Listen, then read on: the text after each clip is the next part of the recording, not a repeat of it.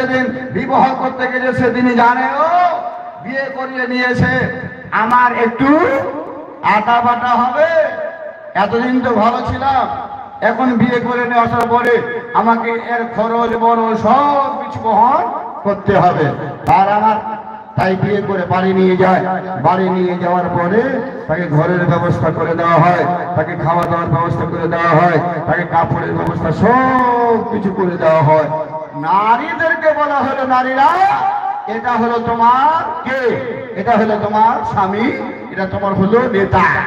এবার চলো আল্লাহ রাব্বুল আলামিন নেতাদেরকে বলে দিলেন, এই শোনো, তোমাদের এই ভালো নারীরা, তোমাদের এই ভালো বিবিটা, তুমি যাকে বিয়ে করে ভালো মনে করে আনলে, সে যখন বাড়িতে এসেছে, বাড়িতে আসার পরে তুমি দেখছো যে তোমার ওই বিবিটা ভালো মতো নামাজ পড়ে না, ভালো মতো তোমার কথা শুনে না, ভালো মতো তোমার মায়ের কথা শুনে না, ভালো মতো তোমার শাশুড়ির কথা, তোমার মায়ের কথা শুনে না।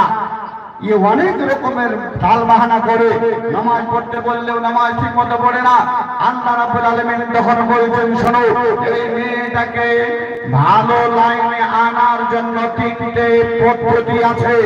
কটা পদ্ধতি? আল্লাহর কোরআন বলছে তিনটা পদ্ধতি আছে।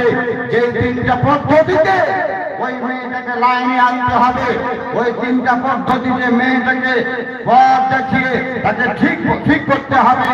আল্লাহ রাব্বুল আলামিন কখনোই কথা বলে দেয়নি যে যখনই মেয়েটা তোমার কথা শুনবে না, মেয়েটা নামাজ পড়বে না, মেয়েটা তোমার মায়ের কথা শুনবে না, মেয়েটা তোমার আব্বার কথা শুনবে না, লাঠি দিয়ে পিটিয়ে তাকে বাপের বাড়ি হাত দিয়ে দাও, লাঠি দিয়ে পিটিয়ে তার গায়ের চামড়া তুলে নাও। এই কথাটা বলেননি। আল্লাহ কি বলছেন? যদি এরকম হয়, যদি বুঝতে পারো,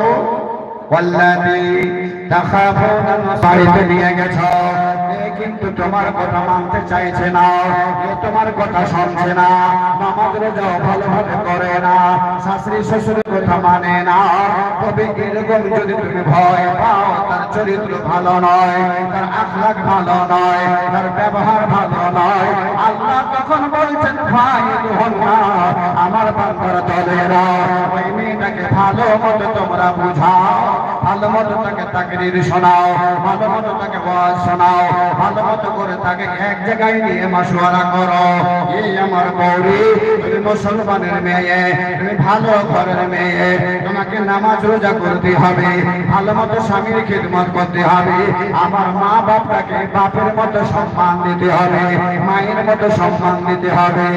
এই আমার স্ত্রী শোনে না, এটা তোমাকে আজ আমি তোমাকে বুঝিয়ে দিলাম, ওয়ার্নিং দিয়ে দিলাম। ওয়ার্নিং এ যদি বুঝে যায়, যদি শোনে নেয়, আল্লাহ বলছে আর অন্য পথ দেখিও না, তোমাকে অন্য পথ দেখার দরকার নেই।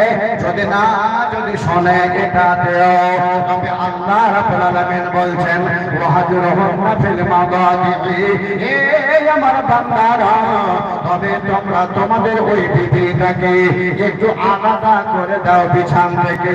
বিছানে শুয়ো না, এক বিছানে থাকতে হবে না, বিছানটাকে আলাদা করে দাও। তুমি এক বিছানে শোও, অন্য বিছানে তোমার স্ত্রীটাকে শুইয়ে দাও।